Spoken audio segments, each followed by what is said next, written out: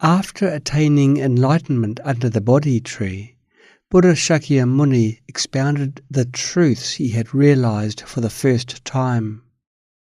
These truths are known as the Four Noble Truths: the truth of suffering, the truth of the origin of suffering, the truth of the cessation of suffering, and the truth of the path.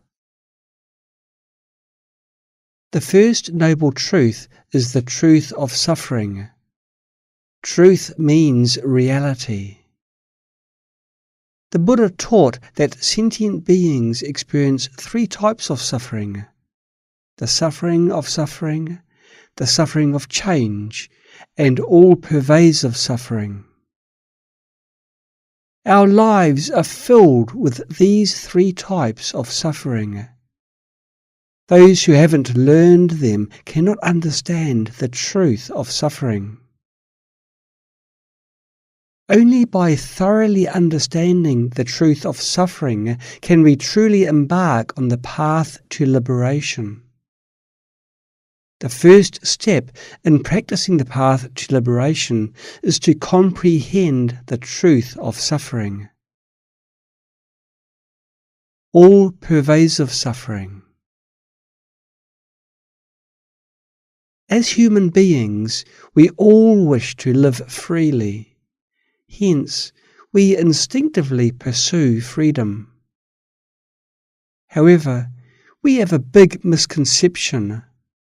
We believe that when we have desires and the means such as money, power, or time to fulfill them, we consider it freedom. For example, if you wanted to buy a car and have the money to do so, you may think this is freedom. If you enjoy racing and buy a sports car to participate in races, you may think this is freedom. If you want to travel and have the money and time to travel, you may think this is freedom. But please ponder, is it really freedom? When desires arise, you don't have the choice. You are compelled to find ways to fulfill them.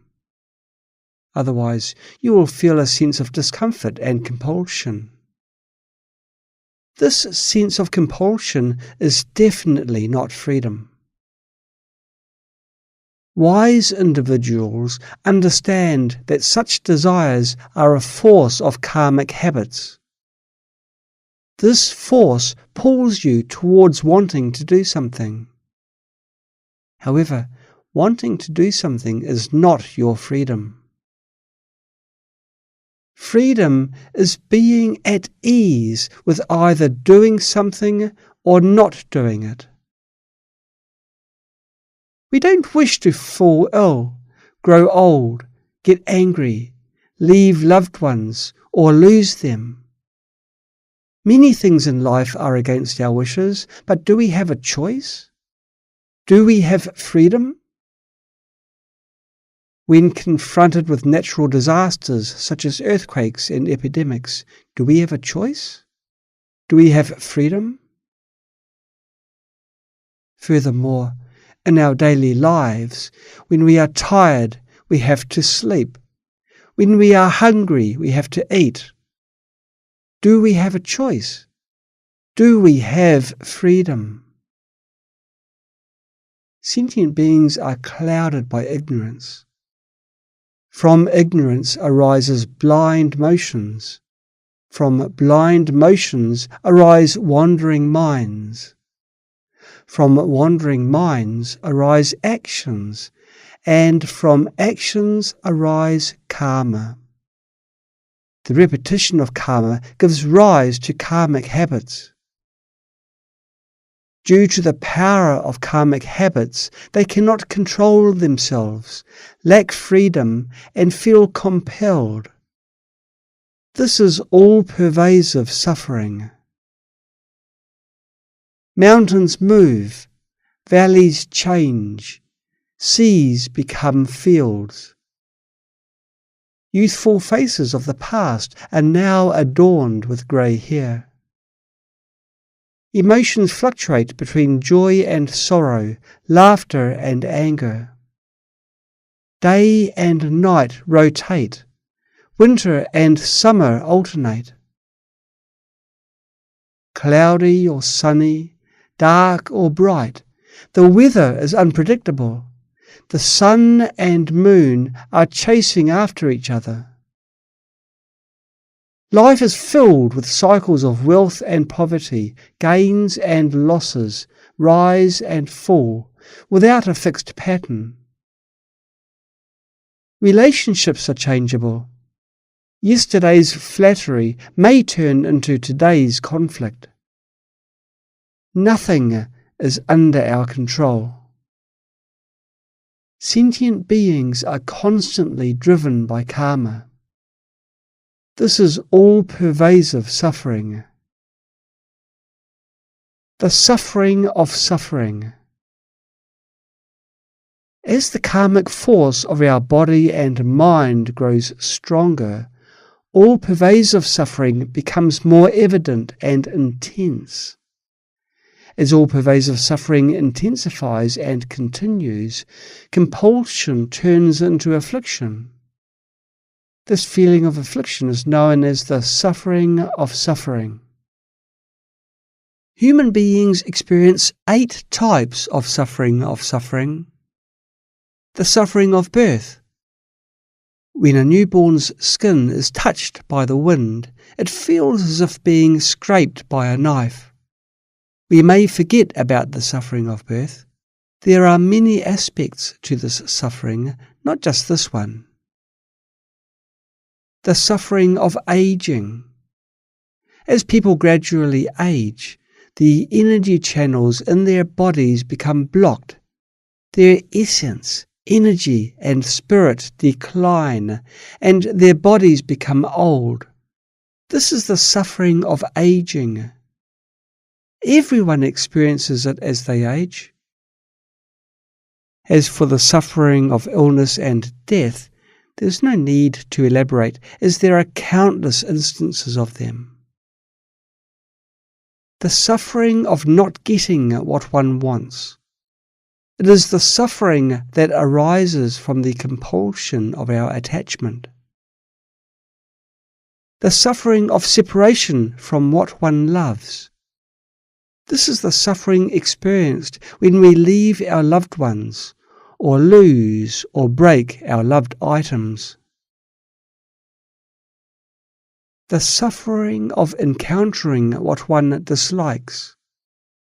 This is the resentment, hatred, irritation, anger, and vexation that arise in our body and mind when we meet enemies, adversaries, or those we dislike. The suffering arising from the 5 aggregates.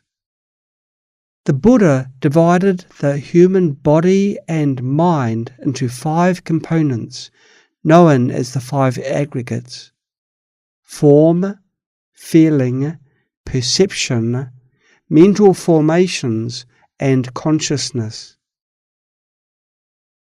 The aggregate of form primarily refers to the 5 sense faculties: the eye, ear, nose, tongue, and body. The body we rely on for our existence is the instrument that creates the 3 types of suffering. It is the residence of suffering. The aggregate of feeling is the reception and experience of favourable and unfavourable circumstances by the body and mind. It can be categorized into 3 types: the suffering of suffering, the suffering of change, and neutral feelings, neither suffering of suffering nor suffering of change. It is the container of the 3 types of suffering. The aggregate of perception generates various delusions and the 3 types of suffering. It is the basis of suffering. The aggregate of mental formations arises from the mind that engages in various actions. Formation means action. It is the creator of the three types of suffering. The aggregate of consciousness is the mind that knows and discerns external objects. It is the knower of the three types of suffering. Let's explain the suffering arising from the five aggregates. When we are well fed, we feel the urge to do something. Even if there is nothing to do, we tend to find something to occupy ourselves with. Some people enjoy physical exercise, and some enjoy dancing, singing, practicing martial arts, or reading books. The karmic habits we have cultivated from past lives and this life determine what we prefer to do. The suffering arising from the five aggregates means there is a strong inclination to do something because the accumulated energy of karmic habits needs to be released. If you ask an ordinary person to do nothing all day except eat, drink, and sleep, they will find it unbearable. Even when they have nothing to do, they will find some activities to engage in, such as drinking tea, chatting, shopping, and travelling. Even an idle person will find something to occupy themselves with. The biggest suffering for human beings is the suffering of illness and death, and the most common suffering is the suffering of not getting what one wants, and the suffering of separation from what one loves. From birth to death, humans are constantly striving to overcome the suffering of suffering.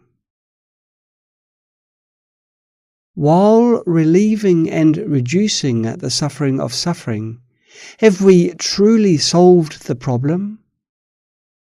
We need to reflect on this question, as it may be something we haven't considered seriously before.